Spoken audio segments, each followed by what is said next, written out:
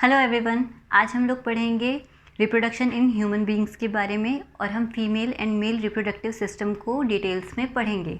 But topic में घुसने से पहले हम थोड़ा सा बेसिक जान लेते हैं। देखो, एक होता है चाइल्डहुड फेज़, चाइल्डहुड यानी कि बाल अवस्था। इस टाइम पे क्या होता है, इस टाइम पे ह्यूमंस में थोड़े बहुत चेंजेस हो रहे होते हैं। फॉर एग्ज़ाम्पल, उनकी हाइट बढ़ रही होती है, उनका वेट बढ़ रहा होता है, इस टाइप के चेंजेस होते हैं। उसके बाद क्या होता है, एक और फेज़ आता है जिसको हम बोलते हैं प्यूबर्टी या एडोलेसेंस। इस पूरे टाइम पीरियड में क्या होता है, जो ह्यूमन है वो सेक्सुअली डेवलपमेंटल चेंजेस में चला जाता है, यानी कि उसमें सेक्सुअल लेवल पे डेवलपमेंट होने लग जाता है। तो उस फेज़ को हम बोलते हैं प्यूबर्टी, एडोलेसेंस। मतलब जिस टाइम पीरियड पे ह्यूमंस में सेक्सुअल लेवल पे डेवलपमेंट स्टार्ट हो जाता है या सेक्सुअल लेवल पे डेवलपमेंट होने लग जाते हैं, इस पूरे टाइम पीरियड को बोलते हैं प्यूबर्टी। और जब एक ह्यूमन बीइंग सेक्सुअली पूरा मैच्योर हो जाता है, उसके बाद वो एंटर करता है एडल्टहुड में। तो क्या होता है, देखो, जितने भी टाइप के डेवलपमेंट होते हैं ना, सब में एनर्जी की ज़रूरत होती है। फिर वो चाहे डेवलपमेंट प्रोसेस चाइल्डहुड फेज़ में हो रहे हों, चाहे वो प्यूबर्टी वाले फेज़ में हो रहे हों। तो जब कोई भी ह्यूमन बीइंग प्यूबर्टी वाले टाइम पीरियड के थ्रू जाता है, तो उस टाइम पे जो डेवलपमेंट होते हैं उसमें भी एनर्जी की ज़रूरत होती है। और वो एनर्जी कहाँ से मिलेगी?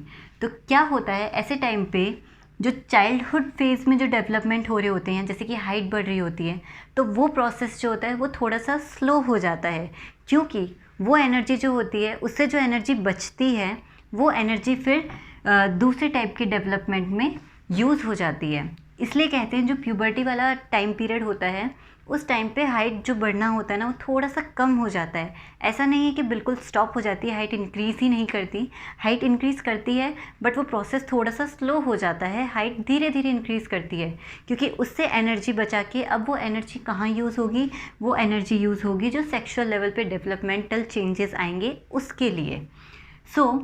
चाइल्डहुड, उसके बाद पूरा जो टाइम पीरियड होता है जहाँ पे सेक्सुअल लेवल पे डेवलपमेंट होता है, उसको बोलते हैं प्यूबर्टी।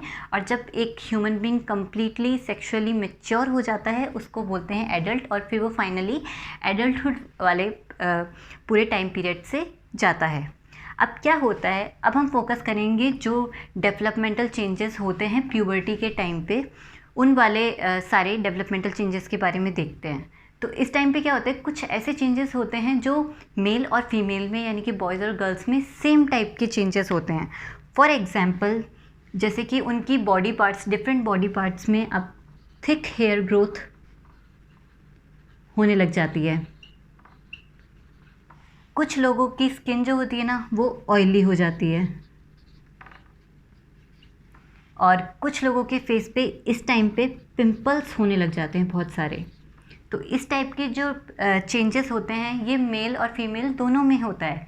लेकिन कुछ ऐसे चेंजेस भी होते हैं जो मेल्स में अलग होते हैं और फीमेल में अलग होते हैं। फॉर एग्जांपल, ऐसे केस में क्या होता है, जैसे मेल होते हैं ना, जो लड़के होते हैं, उनकी वॉइस थोड़ी थिक होने लग जाती है, उनकी वॉइस क्रैक होने लग जाती है। ऑन द अदर हैंड, अगर हम फीमेल्स की बात करते हैं, तो गर्ल्स में क्या होता है, उस टाइम पे जैसे ब्रेस्ट साइज इंक्रीज़ होने लग जाता है। उसके अलावा उनमें पीरियड्स स्टार्ट हो जाते हैं, और इसी को हम मेंस्ट्रुएशन भी बोलते हैं। और ये जो चेंजेस होते हैं ना, ये कोई एक दिन का प्रोसेस नहीं है कि भाई चलो अभी तो कोई वो था जो चाइल्डहुड में था और अचानक से ही सारे चेंजेस हो गए। ऐसा अचानक से चेंज सारे नहीं होते हैं, धीरे धीरे करके ये चेंजेस होना स्टार्ट होते हैं, और फिर फाइनली वो हर एक ह्यूमन बीइंग एक मैच्योर लेवल पे आता है। तो ये सारे जो प्रोसेस होते हैं, ये धीरे धीरे हो रहे होते हैं। इसलिए जो प्यूबर्टी का टाइम पीरियड होता है, ये सब में अलग होता है। कुछ लोगों में 10 की एज में स्टार्ट हो जाती है इस टाइप के चेंजेस होना, कुछ लोगों में ये 12 की एज में स्टार्ट होता है, कुछ में 13 में। तो ये हर एक ऑर्गेनिज्म में अलग अलग टाइम पे स्टार्ट होते हैं, और ये अलग अलग टाइम पीरियड के लिए उनकी बॉडी में ये चेंजेस मतलब ये जो प्यूबर्टी का फेज़ होता है ये अलग अलग टाइम के लिए उनकी बॉडी में रहता है। सो ये जो डायग्राम है ये है मेल रिप्रोडक्टिव सिस्टम का डायग्राम। तो अब हम देख लेते हैं कि मेल रिप्रोडक्टिव सिस्टम के कौन कौन से पार्ट्स होते हैं और उन पार्ट का क्या क्या रोल होता है। तो सबसे पहले हम बात करते हैं टेस्टिस की। टेस्टिस के 2 रोल होते हैं। पहला जो मेल जर्म सेल है, यानी कि स्पर्म्स भी बोलते हैं उसको। सो स्पर्म्स जो है यानी कि जो मेल जर्म सेल है वो कहाँ बनते हैं, वो बनते हैं टेस्टिस के अंदर। दूसरा इसका रोल होता है टेस्टोस्टेरोन नाम का हार्मोन बनाना। जो टेस्टोस्टेरोन हार्मोन है वो भी टेस्टिस में ही बनता है। टेस्टोस्टेरोन का क्या रोल होता है, इसके भी 2 काम होते हैं। पहला काम ये कि स्पर्म्स के बनने में, स्पर्म फॉर्मेशन में हेल्प करता है, और दूसरा प्यूबर्टी के टाइम पे मेल्स में जो भी चेंजेस होते हैं वो भी टेस्टोस्टेरोन हार्मोन की वजह से होते हैं। सो बेसिकली टेस्टिस के 2 रोल हैं, एक तो स्पर्म का फॉर्मेशन, दूसरा टेस्टोस्टेरोन हार्मोन को बनाना। और टेस्टोस्टेरोन के भी दो रोल होते हैं, स्पर्म के फॉर्मेशन में हेल्प करता है और दूसरा मेल की बॉडी में प्यूबर्टी के टाइम पे जो भी चेंजेस आते हैं उनका भी वो भी टेस्टोस्टेरोन हार्मोन की वजह से होता है। सो अब ये टेस्टिस प्रेजेंट कहाँ होता है, ये प्रेजेंट होता है स्क्रोटम के अंदर। अब स्क्रोटम जो है, जैसे अनलाइक अदर बॉडी पार्ट्स जैसे कि किडनी, लिवर, ये जो होते हैं ना, ये बॉडी के अंदर प्रेजेंट होते हैं। लेकिन जो स्क्रोटम होता है ये बॉडी के अंदर नहीं, ये मेल की बॉडी के बाहर प्रेजेंट होता है, बॉडी से अटैच्ड होता है। लेकिन ठीक है, लेकिन अब ये बाहर क्यों बनता है, ठीक, मतलब ये जो स्क्रोटम है ये बाहर क्यों प्रेजेंट होता है, मेल की बॉडी के अंदर क्यों नहीं होता। देखो स्पर्म्स जो होते हैं ना, इनको बनने के लिए थोड़ा कम टेम्परेचर चाहिए होता है, लेकिन हमारी बॉडी का टेम्परेचर थोड़ा सा ज़्यादा होता है। तो हमारी बॉडी के अंदर अगर टेस्टिस प्रेजेंट होगा तो टेम्परेचर की वजह से स्पर्म्स नहीं बन पाएंगे। इसलिए जो स्क्रोटम होता है ये बॉडी से बाहर प्रेजेंट होता है, अटैच रहता है बॉडी से लेकिन बाहर होता है, जिसकी वजह से स्क्रोटम का जो टेम्परेचर होता है वो नॉर्मल बॉडी टेम्परेचर से थोड़ा कम होता है। और कम होता है इसकी वजह से यहाँ पे जो टेस्टिस प्रेजेंट होता है, इस टेस्टिस में स्पर्म इजीली बन पाते हैं क्योंकि उनको सही टेम्परेचर मिल जाता है। अब जो स्पर्म्स यहाँ बन गए टेस्टिस के अंदर, वो वास्ट डिफरेंस से होते हुए, जो कि एक ट्यूब लाइक स्ट्रक्चर है, वास्ट डिफरेंस से होते हुए वो यूरेथ्रा में चला जाता है। ठीक है, अब बीच में क्या होता है, 2 ग्लैंड्स भी आते हैं, एक होता है प्रोस्टेट ग्लैंड, एक होता है सेमिनल वेसिकल ग्लैंड। अब जैसे कि ये ग्लैंड्स हैं तो ग्लैंड का क्या रोल होता है, वो कुछ ना कुछ रिलीज़ करते हैं, कुछ ना कुछ सिक्रीट करते हैं। तो बेसिकली ये जो दोनों ग्लैंड है ना, ये फ्लूइड सिक्रीट करते हैं, और इस फ्लूइड में जब ये फ्लूइड सिक्रीट होता है, ये फ्लूइड भी फिर यूरेथ्रा में चला जाता है। सो फाइनली फ्लूइड के अंदर क्या होता है, जो स्पर्म्स गए हैं वो भी मिक्स हो जाते हैं उस फ्लूइड के अंदर यूरेथ्रा में। ठीक है, अब फ्लूइड का क्या रोल होता है, स्पर्म्स को फ्लूइड में मिक्स होने की क्या ज़रूरत है। तो फ्लूइड का 2 रोल होता है। पहला रोल ये कि वो स्पर्म की ईजी मूवमेंट में हेल्प करता है, और दूसरा स्पर्म्स की नरिशमेंट में भी हेल्प करता है। और ये फ्लूइड किसने बनाया, ये बनाया सेमिनल वेसिकल ग्लैंड ने और प्रोस्टेट ग्लैंड ने। सो ये फ्लूइड भी यूरेथ्रा में चला जाता है और वास्ट डिफरेंस से होते हुए स्पर्म्स भी यूरेथ्रा में चले जाते हैं, और यूरेथ्रा में जब पहुंच जाती हैं दोनों चीज़ें, सो स्पर्म जो होता है वो फ्लूइड के अंदर मिक्स हो जाता है। और फ्लूइड का काम क्या होता है, एक तो वो स्पर्म्स के ईजी मूवमेंट में हेल्प करता है और दूसरा स्पर्म्स की नरिशमेंट में भी हेल्प करता है। ठीक है, तो फाइनली जो स्पर्म्स होते हैं वो मेल जर्म सेल्स होते हैं और वो आगे जाके फर्टिलाइजेशन में हेल्प करेंगे। अब क्या होता है, जो स्पर्म्स होते हैं ना, स्पर्म्स में भी टेल प्रेजेंट होती है। उस टेल का रोल क्या होता है, तो जब स्पर्म्स इस पीनिस की वजह से फीमेल की बॉडी में जब चले जाएंगे तो उनको फीमेल की बॉडी में भी ट्रैवल करना पड़ेगा स्पर्म्स को। तो वो ट्रैवल करने में कौन हेल्प करेगा, उस ट्रैवल में जो टेल होती है ना स्पर्म के अंदर प्रेजेंट होती है, वो उस टेल की वजह से स्पर्म्स फीमेल की बॉडी में इजीली ट्रैवल करते हैं। सो ये तो था पूरा का पूरा मेल रिप्रोडक्टिव सिस्टम। अब हम बात करते हैं फीमेल रिप्रोडक्टिव सिस्टम की। अब ये जो डायग्राम है ये फीमेल रिप्रोडक्टिव सिस्टम का डायग्राम है। तो हम देख लेते हैं कि इसके कौन कौन से पार्ट्स होते हैं और उनका क्या रोल होता है। पहली चीज़ तो ये कि हर एक फीमेल की बॉडी में 2 ओवरीज होती हैं और हर एक ओवरी के साथ एक फैलोपियन ट्यूब अटैच होती है। तो बेसिकली हर एक फीमेल की बॉडी में 2 ओवरीज होती हैं और 2 फैलोपियन ट्यूब होती है।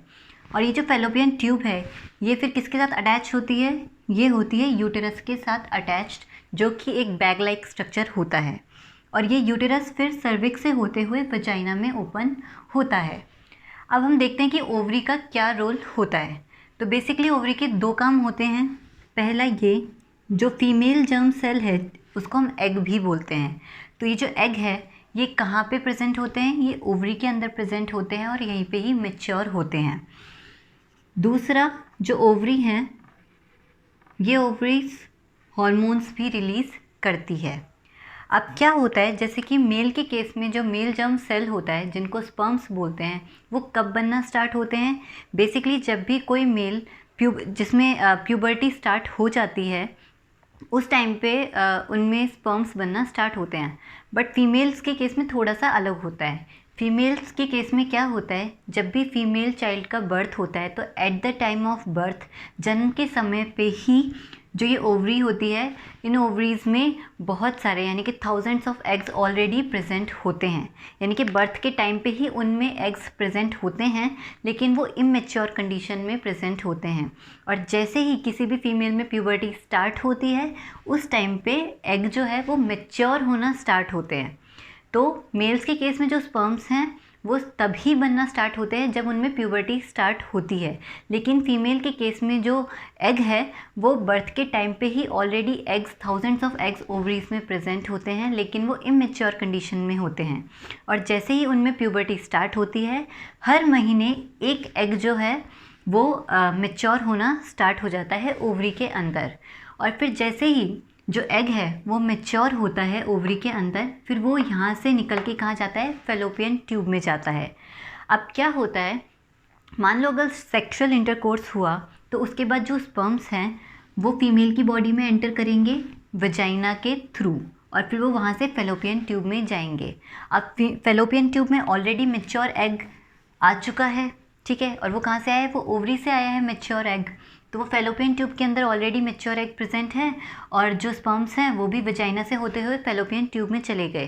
वहाँ पे क्या होगा, ये जो दोनों जर्म सेल्स हैं इनका फ्यूजन होगा और उसकी वजह से बनेगा जाइगोट। और जो ये जाइगोट होता है ये एक ही सेल का होता है, तो फाइनली उस एक सेल से बहुत सारे सेल्स बनते हैं और जाइगोट से फिर फाइनली बनता है एम्ब्रियो। और जब इस एम्ब्रियो का डेवलपमेंट होता है तो इस एम्ब्रियो से बनता है फीटस। तो कहने का मतलब ये है कि जो मैच्योर एग है वो भी ओवरी ने रिलीज़ किया, फैलोपियन ट्यूब में गया। उसके अलावा जो स्पर्म्स है वो भी वजाइना से होते हुए फैलोपियन ट्यूब में जाएंगे, वहाँ पे जाइगोट बनेगा, जाइगोट से एम्ब्रियो बनेगा।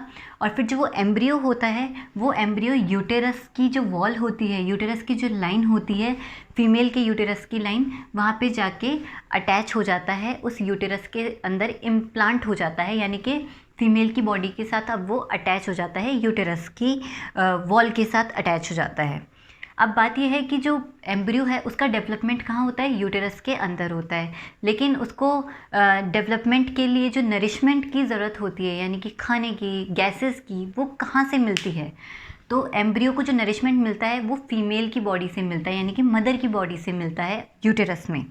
अब वो कैसे होता है हम उसको देखते हैं। सपोज़ अगर ये एग है, सॉरी ये एम्ब्रियो है, ठीक है, तो क्या होगा, यहाँ पे एक डिस्क शेप स्ट्रक्चर बनता है जिसको बोलते हैं प्लेसेंटा। ये एम्ब्रियो है और यहाँ पे एक डिस्क शेप प्लेसेंटा बनता है। प्लेसेंटा में एम्ब्रियो वाली साइड, प्लेसेंटा के अंदर ही एम्ब्रियो वाली साइड जो होती है वहाँ पे क्या होता है, वहाँ पे ढेर सारी विलाई प्रेजेंट होती है। विलाई का काम क्या होता है? वो सरफेस एरिया बढ़ाता है और एब्जॉर्ब करने का काम करता है। On the other hand placenta में लेकिन जो मदर वाली साइड है, यूटेरस वॉल वाली साइड है, इधर ढेर सारा ब्लड प्रेजेंट होता है मदर का।